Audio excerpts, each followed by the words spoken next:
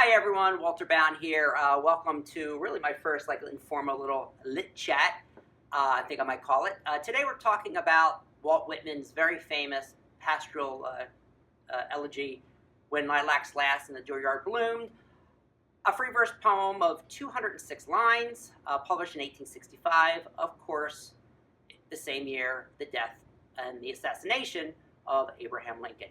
So lilacs are blooming. It's April, and Lincoln dies, is shot in Ford's Theater in April. So what appropriate flower for Whitman to use than the lilac? The lilac, of course, is very fragrant. If you grow lilacs, and I love my lilac bushes, I have them on both sides of the house, the north facing and south facing, they have these heart-shaped leaves. Very, very beautiful, right? So the selection of the lilac is not accidental. He just didn't say, okay, I just need a flower. It was specific. Very fragrant, usually purple, but they can come in a variety of colors. And that heart-shaped leaf, right? So they're blooming, right? So that's the first dominant symbol, when lilacs blooming in the dooryard, right? Before I talk about really an in-depth analysis of this great eulogy, think about this. You might be assigned this for class, you might be assigned this in college, and you really don't like it, you think it's boring, whatever, you have to write a paper on it.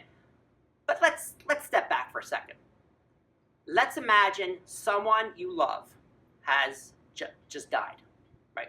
It could be your mother, it could be your best friend, it could be a cousin who died of a drug overdose, it could be a grandmother, it could be a sudden death, or it could be, like with Lincoln, or it could be something that you are coming to grips with over a long time, seeing your grandfather year after year, month after month, week after week, slip into oblivion or slip into death.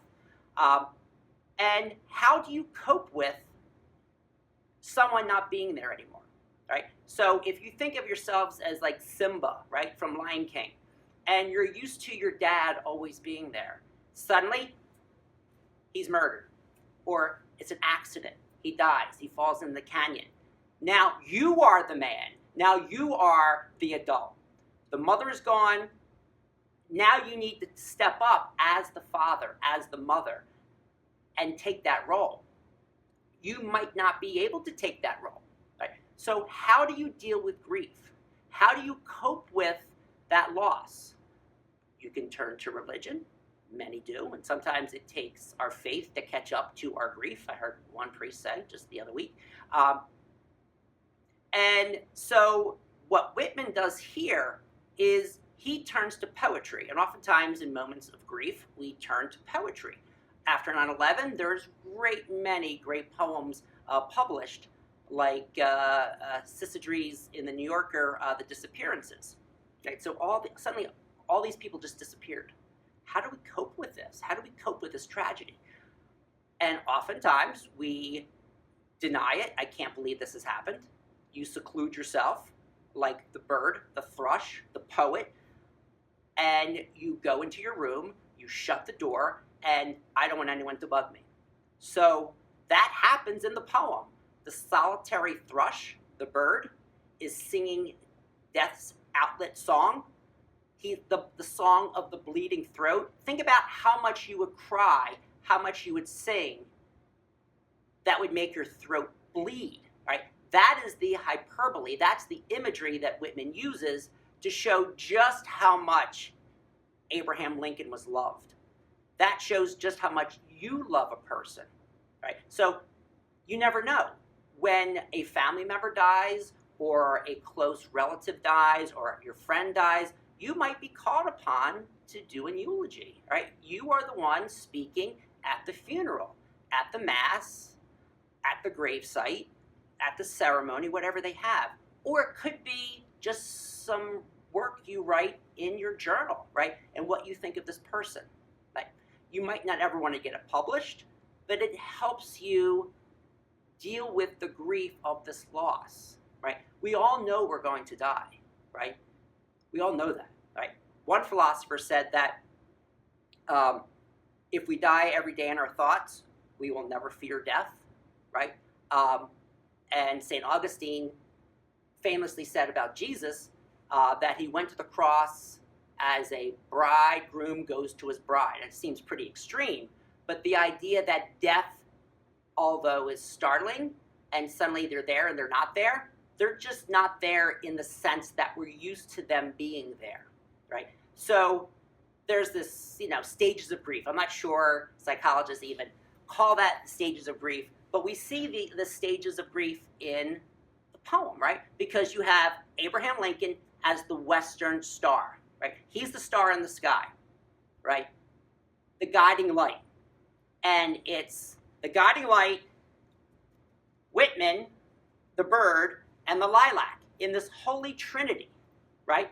And we have the bird and the star and the lilacs all connected. Nature, God, or, the star, and the solitary person, Whitman, all right? Who is the personified bird? Who is singing, right? And what we see happen here in these 206 lines is very biblical. This O, O, O, which, we see time and time again in the Bible. And this apostrophe, right? He's addressing Lincoln, who's no longer there. So what we see in the various sections of the poem, of course, is that there is these stages, right? Where you break off one stick of lilac and you smell it. Oh, that reminds me of this time of year. When the lilacs come out, and mine are coming out probably another 3 weeks. They're starting just to do some action now. It's early March, and I was checking on them the other day. But when the lilacs come out, and I'm outside at my patio, and I smell them, I think of this poem. I think of Abraham Lincoln, as I'm sure Walt Whitman did in a very direct way. So smells and odors, the olfactory, they bring up memories, right? Like it's Marcel Proust in the Remembrance of Things Past. So when he eats that Madeleine cake, suddenly it brings him back. So smells are very powerful. They bring us back to our grandmother's kitchen. They bring us back to middle school, right? So the lilacs are very important. So, but then there's the private grief, and then there's the public grief.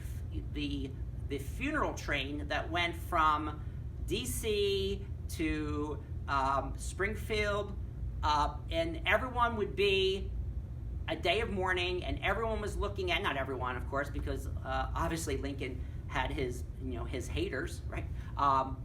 Death to tyrants, Booth said, whose brother, by the way, was a very famous actor, one of the most famous actors in New York.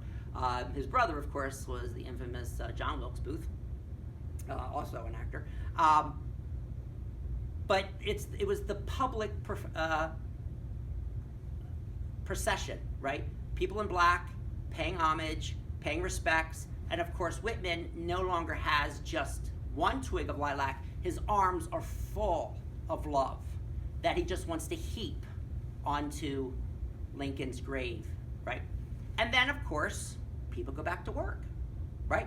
You go to a funeral, you're sad, it's been so much energy, so much adrenaline, and you're in this state of denial. You still think that person is there. You think about calling them up. Oh, wait, she's not here, right? And then you speak to the sky, you speak to God, you write in your journal, but then life moves on. You have to go back to work. And what happens is that life comes back to America. The fields are blooming, the wheat, it's spring, people are going back to work, the ships in the city, Manhattan, commerce moves on, right?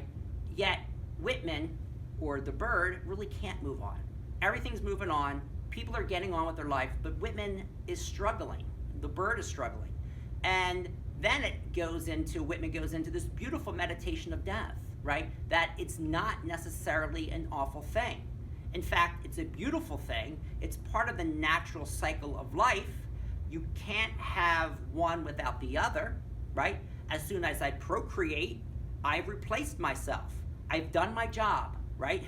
And that's why you never see a gazelle who has arthritis. Not because, the lion's going to get a gazelle with arthritis. Thank God we have doctors that can help with arthritis, but the natural world has ways of dealing with, okay, you did your job, now it's time for the youth to take over, right? So Whitman here in the latter sections of the poem gets very spiritual and sees death as an easeful, comfortable death. I'm not sure if he read Keats, but the ode to a nightingale, when Keats knows he was going to die of tuberculosis, how do you deal with death, especially when you know death is coming? And it's a very meditative, introspective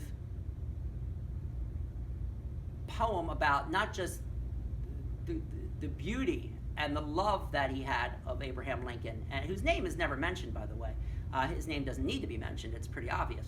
But also how we deal with life knowing that we're going to die, right? And all these powerful symbols come together at the end, right? In the cedar's dim, in the reverse word order that he uses, right? Lots of all these devices, and take a look at my other video about the rhetorical devices that Whitman uses. It's brilliant. But this is now more of a, let's talk about what, truly what really matters in this poem is how we can deal with our own loss in life by learning what Whitman has written in 1865 about life, about death, about love, and how do we honor those that we most love. When that person in your life does die, and you will have many people in your life die, how will you deal with that? How will you respect their memory, which is, I think, is a very, very important idea and theme. And how should we treat them now, knowing that they're going to die? They will not always be there, right? We expect them to be there, and they will be there tomorrow. They'll be there the next day, but, there'll be one day when they won't be. And we'll need to step up. We'll now need to be the adult. We'll now need to be the grandfather.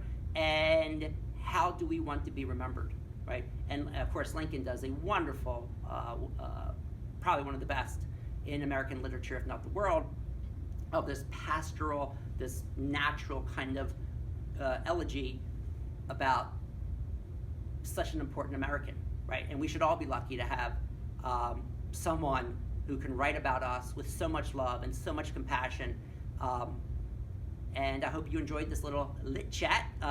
Go back, listen to it, read it, and hopefully you can go into the poem with a deeper appreciation. And of course, there's tons of stuff out there about this poem. Harold Bloom, there's tons of stuff. And of course, I would encourage you guys to read. I have of course, Olive Leaves and Grass, but also have another book. There are some biographies that are very good on Walt Whitman. If you want more in-depth, I'm just a high school teacher. I just read a lot. And I feel a lot, so hopefully you enjoyed this. Take care. Bye-bye.